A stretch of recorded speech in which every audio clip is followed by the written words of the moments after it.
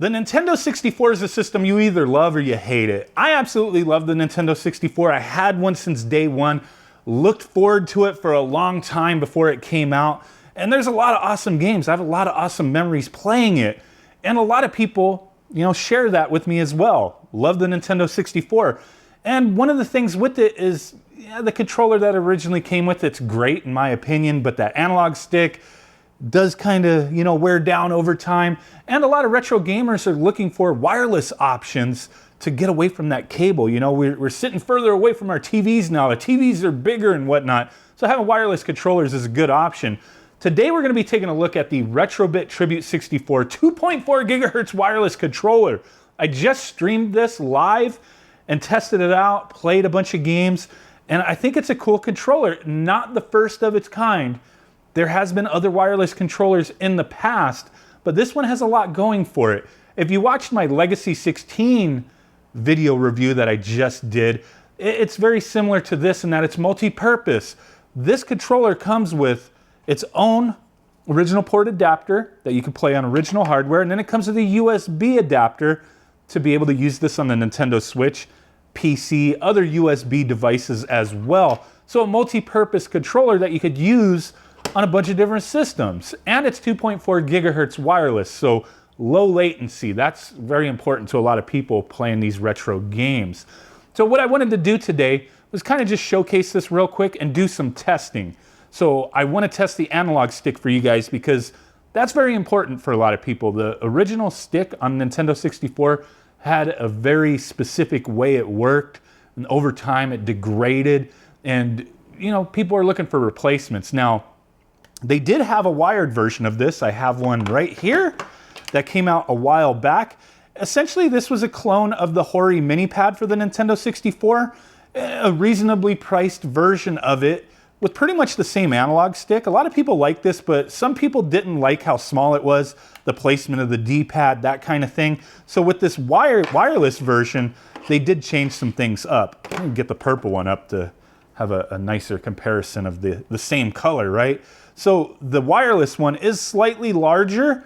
The D-pad has been moved, and there's a few other things going on here. The trigger buttons, the shoulder buttons, whatever you want to call them, slightly different. Obviously, we do not have a controller pack port on there. It's built into the dongle, which there's some interesting things going on with that.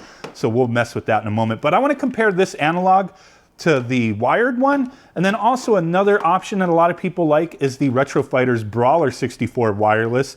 No right or wrong answers here. I just want to showcase what the differences are with the analog sticks, because that means something to a lot of people here. So taking a look at this adapter for the original port, we got some stuff going on here. So it's a little big, not the biggest one I've seen. That's what she said, right? But we have a micro USB there for possible firmware updates. We have a sync button up there, our little light to show that it's synced or whatever. You'll see that in a second. And then we have a switch, an M and an R. So M is for memory pack. If you plug in a memory pack into there and you have it on M, it's utilizing that. So what is the R? I mean, I'm sure you could think of a few things, but R is for rumble. Obviously, this ain't rumbling. There's no rumble motor in here. There is a rumble motor inside the controller. So with the way the original hardware works, it was either memory pack or rumble pack. You couldn't combine the two. You could swap them if a game supported that, and that works just fine with this as well. But this has rumble built in, and if you have this set to rumble, the R, and you're playing a game that supports that, this does rumble. So I'll demonstrate that if I could get it to shake on the table. The rumble feels all right. Pretty cool. Rumble works on the Nintendo Switch as well. Now, this does come with USB-C charge cable, which I think is pretty sweet. No damaging your charge port there. Love it. I've said that multiple times. And then we also get a little manual that goes over macros, the default button inputs, and a few other things. It states in here that with Rumble on, you'll get between 15 to 20 hours battery life. If Rumble is not being utilized, up to 30 hours. So that's pretty cool. Full charge within a couple hours. Very nice. We're not going to dwell on that too much. I'm going to get rid of these boxes as I've already unboxed everything, but just to show you, they're all the same, just different colors. The Ultra Edition is a limited version that's only sold through specific retailers. If you like the way that one looks, I would say, hey, grab it as soon as you can if they're still available. But yeah, all the boxes are the same. I'm not going to dwell on this. If you want to freeze frame read all that, go ahead, be my guest. I'm not going to read it. So there you go.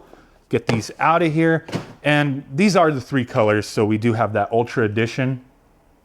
I really like the look of this. That, you know, it's based off the prototype Nintendo 64, Ultra 64 with the color scheme. Looks pretty slick.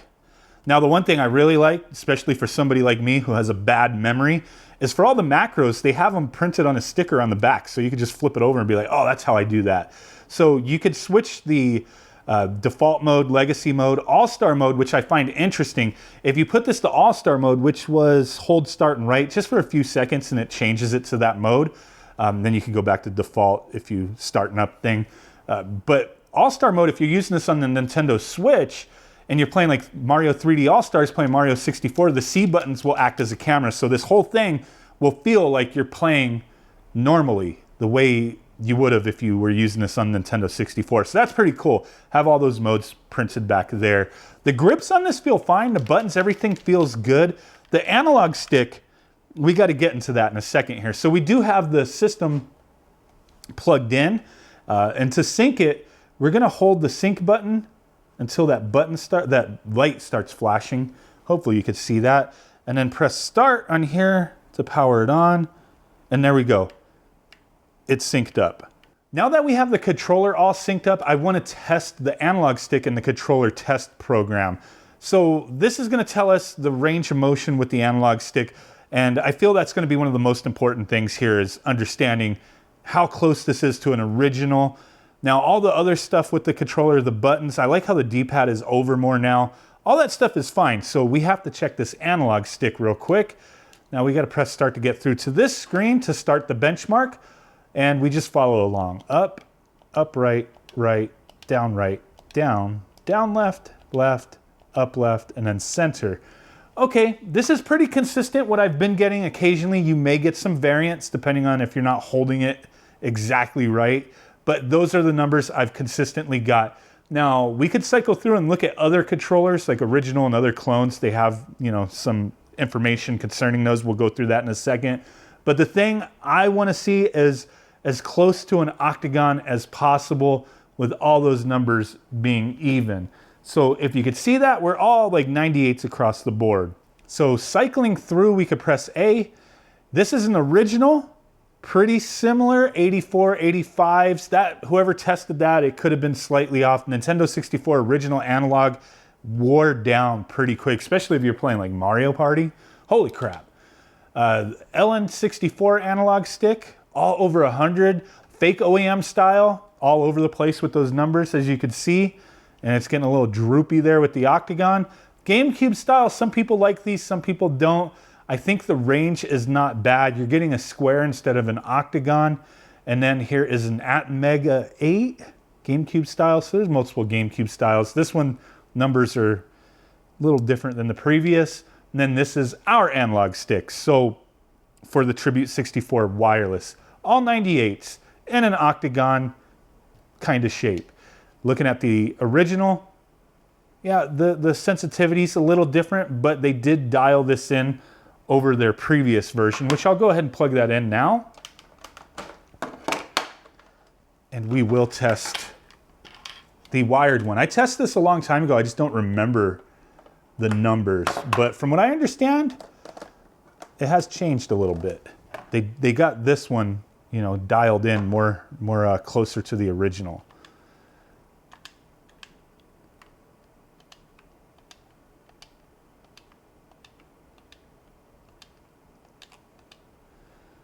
And there we go. All these are over 100. I don't remember it being that high, but it is in an octagon shape. So that range of motion, the sensitivity's a bit higher there. That could be some issue with some games that people have brought up. I still didn't have too much of an issue with this analog stick, but seeing those numbers, yeah. Let's go ahead and try that again. See if we get anything different. Like I said, sometimes you could have some variance, but I would imagine it's not going to be crazy high of a variance. Yeah, I mean, it's a little variance from the previous number, but it's an octagon. It's not bad. It's just that range is all over 100 there, you know, comparing to an original at 84 $485. So there's that. Let's check the Brawler 64. Look at, just to compare the dongles, they're pretty similar in size.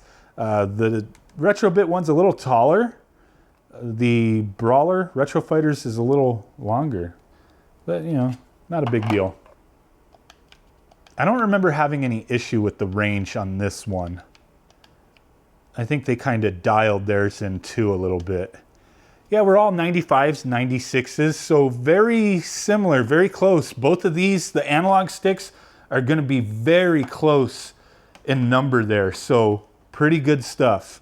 I mean, you're not going to go wrong. It's just going to depend on your preference as far as feel of these things. I like both of them, but, you know, you may be different. You might like this one better, you might like this one better.